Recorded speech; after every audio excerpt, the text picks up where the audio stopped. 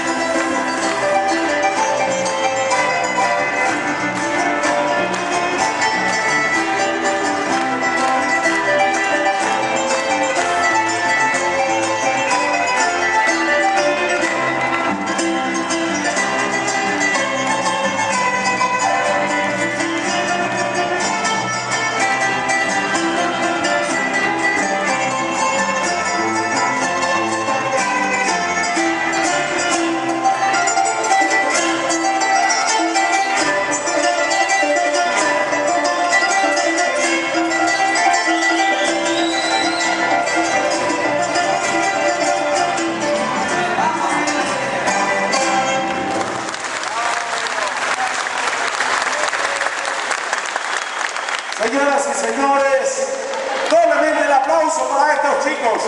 Quiero acercarme, quiero mostrarles, aquí al lado de este chico grande.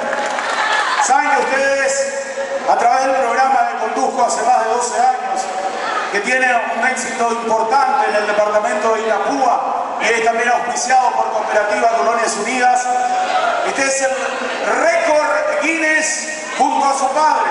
Padre e hijo, récord Guinness, más de 400 arpas que sonaron y eso está certificado, señor.